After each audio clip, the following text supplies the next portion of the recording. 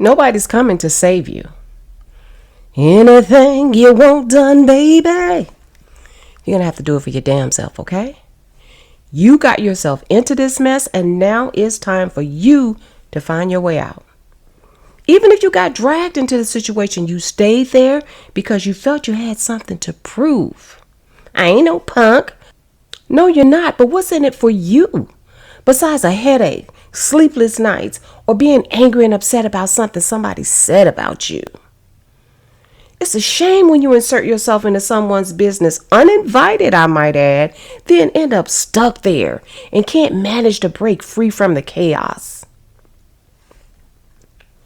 My mama used to tell me, come straight home from school and don't stand around watching no kids fight because you just might get pulled into it. I was a kid. But that's some great advice that can be applied to adult situations too. It doesn't have to be a physical fight, but the effects of emotional battling is just as damaging. And some of y'all acted a whole donkey during Black History Month. But I'm starting to see some positive shifts during Women's History Month, and that gives me a little hope. I want to have a real conversation today. Nothing too heavy, and no, we're not naming names, but this is something honest and hopefully something that's inspiring to you. I want to talk about moving away from people, places, and things that don't add any real value to your life. In fact, they have you feeling stuck, wondering how long it's going to take before it all ends, or if it will ever end. No matter how many times you've said to yourself, I am done, or I've just had enough of this mess. I want to talk about the ability that you have to remove, reset, and release. It's 3 simple words, but if you really let them sit with you, they carry a lot of power. Whether you are a content creator, if you're working a 9 to 5, you might be a stay-at-home parent or just someone trying to keep your peace in this chaotic world.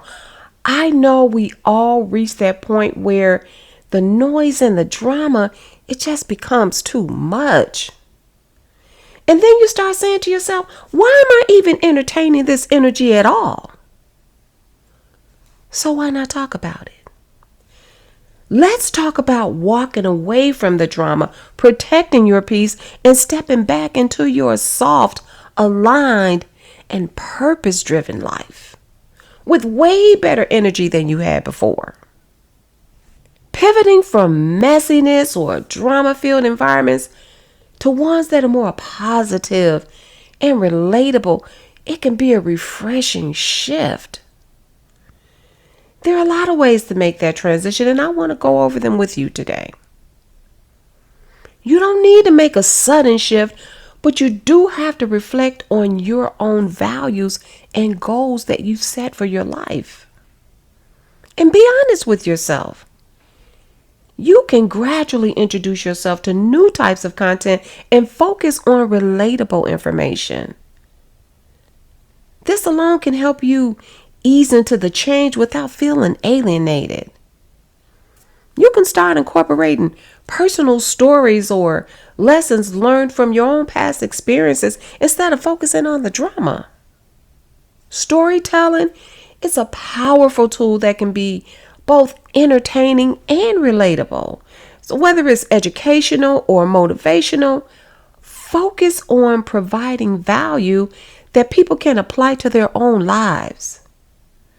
Basically, you want to shift away from drama and towards growth. Be transparent about the change. If you feel comfortable, explain why you're making the pivot.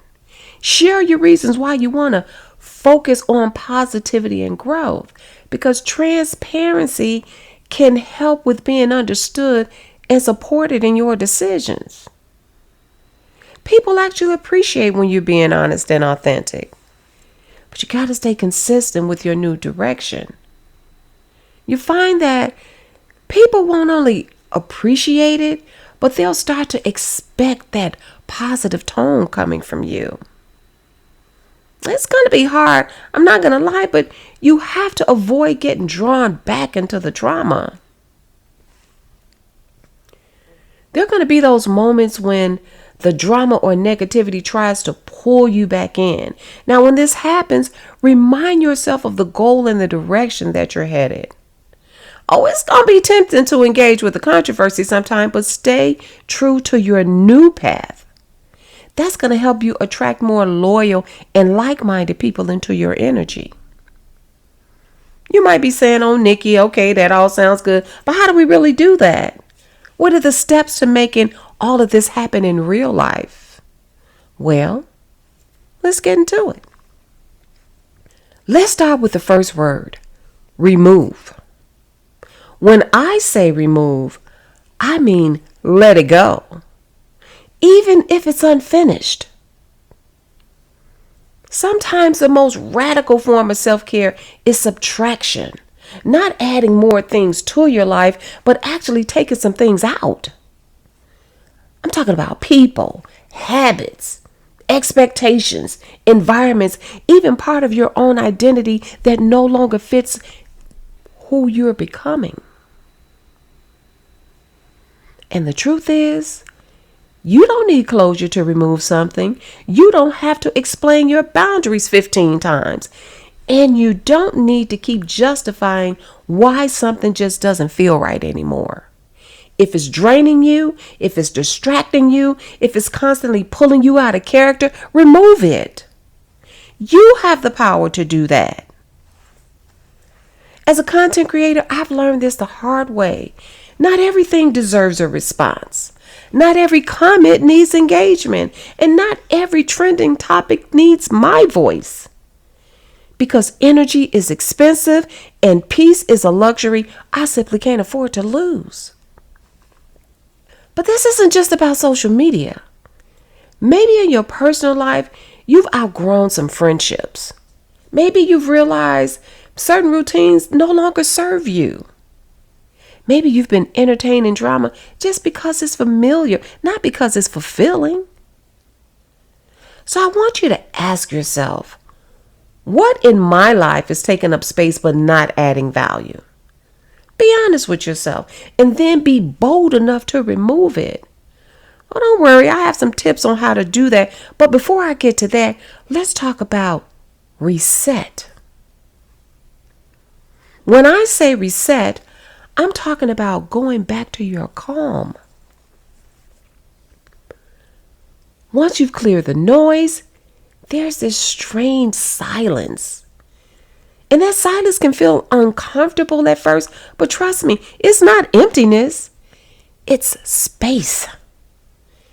And space is very much necessary for the reset. Think about it like this. When your phone starts glitching or moving slow, you're not going to throw it away. You reset it. You give it a moment to recalibrate. Well, the same thing goes for you. Sometimes you need to unplug from the chaos and reset your rhythm. For me, that looks like going back to the things that ground me, my routines, my values, my reasons why. So what would your reset look like? Maybe it's spending a day off your phone. Maybe it's revisiting a hobby you let go of when you got sucked into the drama. Maybe it's decluttering your space or just walking in nature with no agenda. It's about realigning your life with your peace, reconnecting with your original energy before the comparisons, before the burnout, and before the drama. You don't need a whole new identity to reset. Sometimes you just need to remember where you were before everything got loud. It's okay to take small steps. And sometimes letting go doesn't mean completely erasing the past. It simply means making room for something healthier and more peaceful in your life. This is the time to move differently. To walk into rooms with peace, not pressure. To create from a place of clarity and not chaos. I'll tell you something I've learned through content creation. People can tell when your energy is off. And more importantly, you can tell. So protect your frequency. You're not for everyone, and that's okay. Your job's not to be palatable, it's to be authentic. So release the need to prove, to chase, or to perform. You don't have to earn your peace. You just have to choose it. Start pouring into things that pour into you. Start living like your peace is the foundation and not the reward. Start living a soft life. And listen, the soft life is not just about bubble baths and aesthetic meals. It's about intentional living and being in flow with your peace instead of constantly fighting battles that were never yours to begin with. In fact, let's talk about the soft life for a minute. We hear that term being thrown around, and a lot of people assume that it means being wealthy and living a life of luxury. Well, it can mean that, but it's not about how much money you have. It's more about the way you live your life based on choices and decisions that you make for your life. A soft life is a lifestyle that's centered around peace, intentional living, and being emotionally well.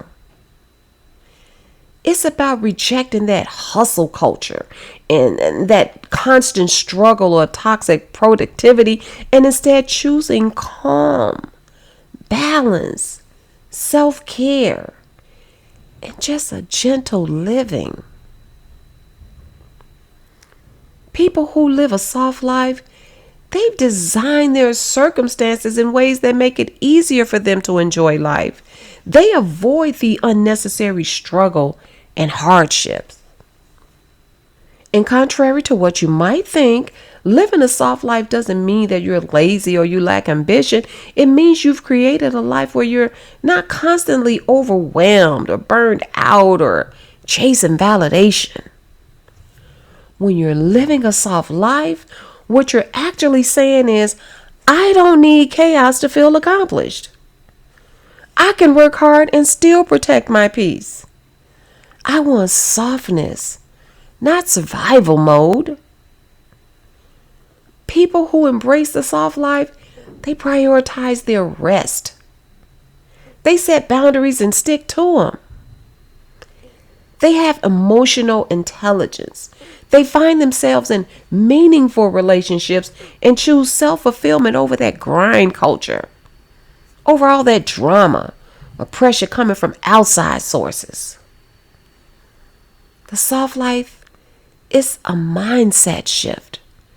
And honestly, it's just a way to rebel against anything that forces you to live in constant stress or noise.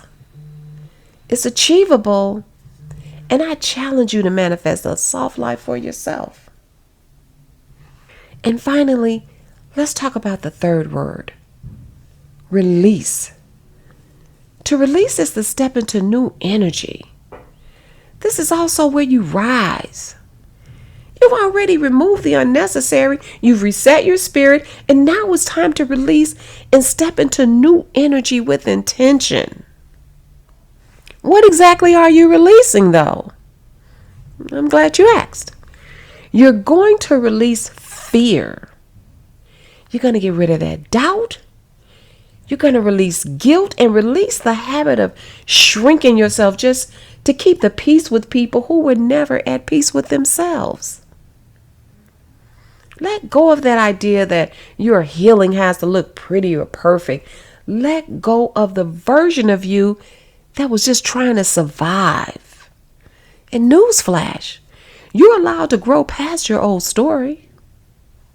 Letting go of something or someone that causes stress, especially when it feels unfinished, it can feel really challenging at first, but I promise you, there is a path forward. You might be wondering exactly what does that look like as you navigate that process. Well, I promise you some tips on removing or letting go, and here's how that works. You first have to acknowledge your feelings. It's important to recognize and accept your emotions, whether you feel frustrated, sad, or even confused. You have to allow yourself to feel these things without judgment. Because understanding your emotions, that's going to be the first step in moving forward. Next, you need to identify what's holding you back. Ask yourself, what specifically about this situation feels unfinished? Is it an unresolved conflict? Is there a goal that you haven't achieved? Clarifying the reason you feel stuck, it helps you gain perspective on how to approach letting go. It could be as simple as you just being nosy. You want to stick around and watch someone live through their karma. I'll tell you this, once they've created their karma, they're going to go through it whether you're around to witness it or not. Sometimes we just want to experience schadenfreude. That's just a big old fancy way of saying, I get pleasure or enjoyment when I see you going through. It's a thing. Especially if you've been so invested in someone else's life, but especially if it's schadenfreude that's holding you back. You want to be around to see all the trouble and the misfortune that they go through. You need to shift your focus. Rather than obsessing over what's not resolved, try to focus on what you can control. Redirect that energy toward your own personal growth, new opportunities, or things that bring you peace and fulfillment. But now this next step is very, very important, and that's setting boundaries.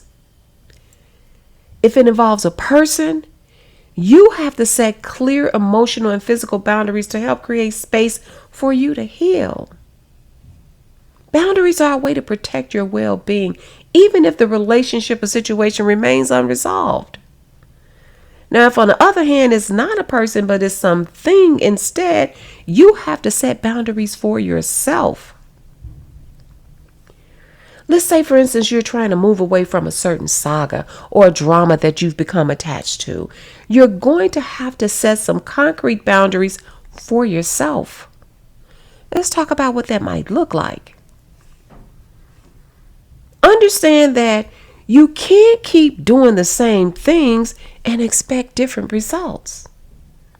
If you continue to follow or search someone's content, they'll continue to appear on your timeline. The algorithm is doing its job by tracking your habits. You don't even have to engage with likes or comments. Viewing it alone will ensure that you not only continue seeing the content you're subscribed to, but the algorithm's going to make sure that you see content from similar creators and anyone connected to them. It's like a link tree. You'll continue to see the live streams, all of the beef, all of the drama, the tea, all of it. So you can't just say you're done. You really have to move on and be done. Now, don't y'all go saying Nikki told you to unsubscribe from anyone. I didn't say that. But what I am saying is this. If you want to shift the algorithm, you must shift your behavior. Subscribe to creators who speak on relatable topics that you find interesting and pleasing. You'll find yourself wanting to engage more. You'll also be pleasantly surprised by how quickly the algorithm catches up to your preferences. Trust me, I'm speaking from experience. I have regained my peace and returned to the soft life that I've created for myself. So, okay, what's next? Well, next you're going to have to find closure within yourself. Now, this is one of my personal favorites. Sometimes closure doesn't come from other people. You can jot down your thoughts or even express your emotions in a letter, and you don't even have to send it to anyone. It's such a liberating feeling to get things off your chest, and writing can be a form of self-therapy. You get to process your emotions on paper and give yourself space to heal. It helps you come to terms with your feelings, and you'll find the strength to forgive yourself and others, and you'll find your own peace and closure. You can also meditate on what you learned from the entire experience. Finding your own closure, man, that could feel empowering. Stick with me, y'all. I'm almost done. But you're going to have to release the need for perfection. Realize that not everything needs to be perfectly finished or resolved in order for you to move on. Life is messy. And sometimes accepting things that are imperfect allow you to make peace with the situation. You might find yourself trying to pivot, but then you end right back in the middle of the mess. I mean, it's okay, really it is, because you're not perfect. And you must give yourself grace when you backslide. Ask anyone you know who successfully quit smoking. They'll tell you it didn't happen the first time they tried to quit. It probably took a few times, actually. But eventually they got there. They quit because they never gave up the fight. You have to be honest with yourself when you say you're ready to quit.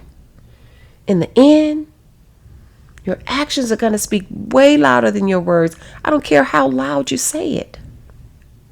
Practice self-care. It sounds ironic, but letting go can be draining. So you have to prioritize self-care. Engage in activities outside the internet that can help you recharge. That can be exercising, spending time with loved ones, or finding quiet, private space to reflect. And last but not least, you must trust the process. Trust that letting go of what no longer serves you opens up space for new beginnings and growth. It's a process that may take some time, but every step forward is progress. So let's recap. In order to exhibit changed behavior after making the decision to pivot and move forward in a positive and productive way, you must do 3 things. Number 1, remove what's draining you. Number 2, reset back to your peace. And number 3, release what's no longer yours to carry. You don't need a whole new life. Sometimes you just need a better relationship with the one you already have. And if no one's told you lately, you don't have to stay in chaos to prove you're strong. Strength is also in the softness. It's in the stillness. And in the decision to choose peace again and again and again. So I want you to take a deep breath. Check in with yourself sometimes and start walking in your soft, grounded, confident energy again. It's really just that simple. Oh, I never said it wouldn't take some work. It may not be easy at first, but it's definitely doable. And after all, you're worth it, right? Of course you are. We all deserve to have peace in our lives. We can't completely escape chaos, but we can move away from people, places, and things that don't serve us well in life. Now, before I go, I'm going to leave you with a little acronym. LTHI. And that stands for let them have it. All right. That's it for now. Please leave a comment below if you found this information to be helpful in any way. And if it resonated with you, please share this video with someone who might need it as well. Life's not always fair, but that's where your strength comes in, by taking on the challenges and not waiting for the world around you to change. Don't forget to like, share, and subscribe.